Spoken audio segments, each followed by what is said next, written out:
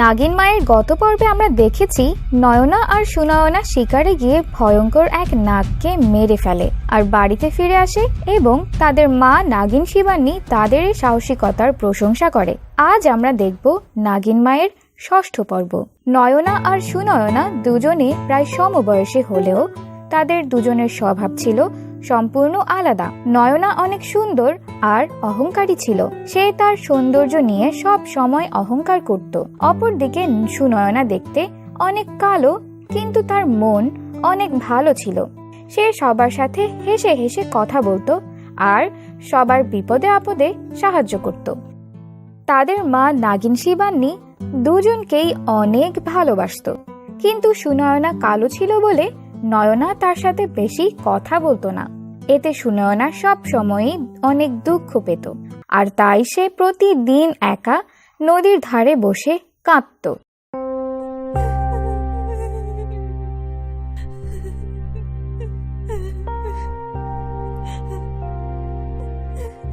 সুনয়না নদীর ধারে মন খারাপ করে বসেছিল। হঠাৎ সে দেখলো আকাশ থেকে একটি তারা মাটির দিকে ছুটে আসছে। সুনয়না তার মা নাগিন শিবানীর কাছে শুনেছিল যে আকাশ থেকে তারা মাটিতে পড়ে যাওয়ার সময় কোনো ইচ্ছার কথা বললে সেটি পূরণ হয়। তাই সুনয়না বলল, আমি যদি নয়নার মতো সুন্দর আর ফর্সা হতে পারতাম তাহলে নয়না হয়তো আমার সাথে আর এরকম করতো না।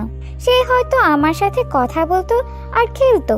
সুনয়নার পাশ দিয়ে যাচ্ছিল এক পরী। পরীটি সুনয়নার এই কথাটি শুনতে পেল আর সে সুনয়নার কাছে চলে গেল।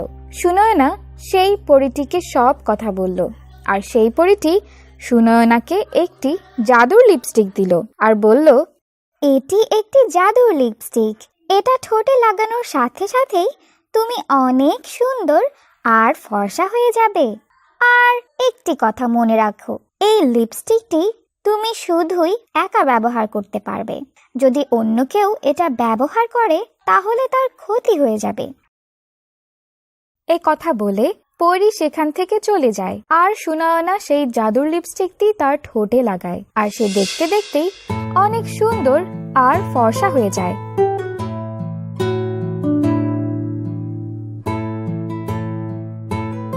সুনয়না অনেক খুশি হয়ে বাড়িতে ফিরে আসে। সুনয়নাকে দেখে তার মা আর নয়না অনেক আশ্চর্য হয়ে গেল।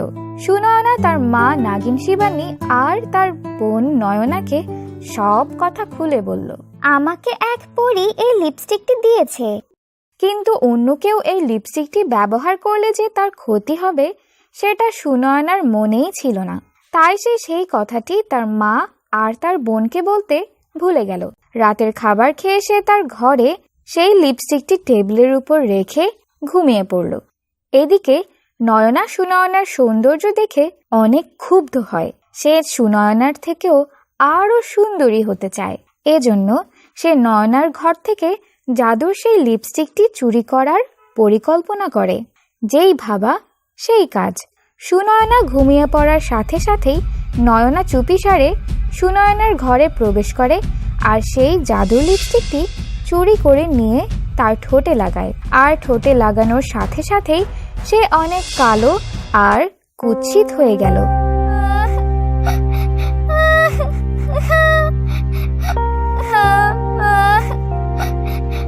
নয়না জোরে জোরে চিৎকার করে কাঁদতে শুরু করলো। নয়নার চিৎকার শুনে সুনয়নার ঘুম ভেঙে যায়। সে ঘুম থেকে উঠে নয়নার কাছে চলে যায়। এইদিকে নাগিন শিবানীও ঘরের মধ্যে চলে আসে। এ কি, তোমার এই অবস্থা হলো কি করে? আমি নয়নার এই জাদুর লিপস্টিকটি ঠোঁটে লাগিয়েছিলাম আর সাথে সাথে আমার গায়ের রং কালো হয়ে গেল। আমি তো তোমাকে বলতে ভুলেই গিয়েছিলাম যে এই লিপস্টিকটি শুধু আমিই ব্যবহার করতে পারবো। আমি ছাড়া অন্য কেউ এটা ব্যবহার করলে সে কালো হয়ে যাবে।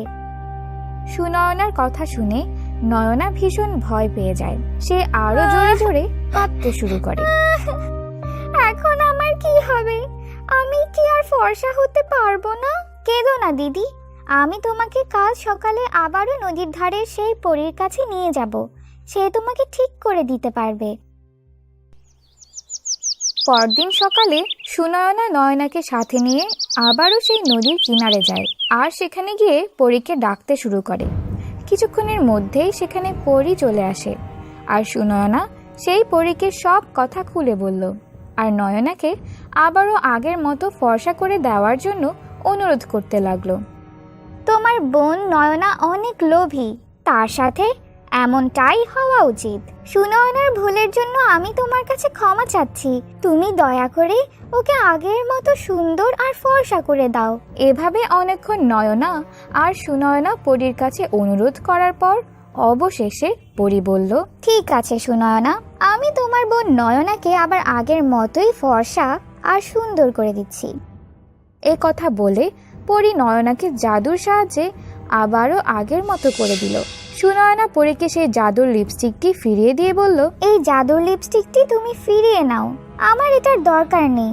আর যে জিনিস অন্যের ক্ষতি করে সেরকম জিনিস আমি নিতে পারবো না। আমি চাই না আমার জন্য অন্য কারো ক্ষতি হোক। তখন পরী সুনয়নাকে বলল, তুমি যদি এই লিপস্টিকটি আমাকে ফিরিয়ে দাও তাহলে তুমি আগের মতোই কালো হয়ে যাবে। কিন্তু তারপরেও সুনয়না সেই জাদুর লিপস্টিকটি পরীকে ফিরিয়ে দেয়। পরী সুনয়নার কাছ থেকে জাদুর সেই লিপস্টিকটি নিয়ে সেখান থেকে চলে যায় আর সুনয়না আগের মতোই কালো হয়ে যায়।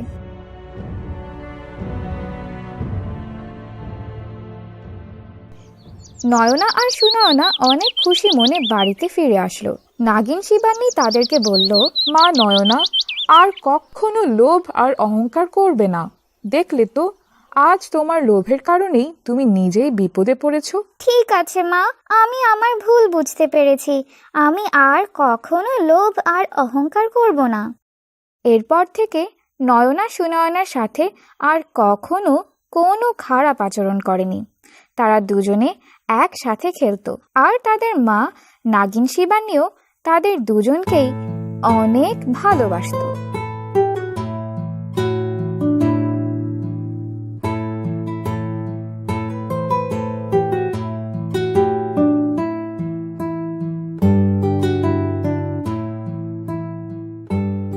বন্ধুরা, ভিডিওটি ভালো লাগলে ভিডিওটিতে একটি লাইক করে দিও আর এমন মজার মজার গল্পের ভিডিও দেখতে আমাদের ইমন স্কোয়াড চ্যানেলটি সাবস্ক্রাইব করে পাশে থাকা বেল আইকনটি অন করে রাখতে ভুলো না কিন্তু। Bye bye.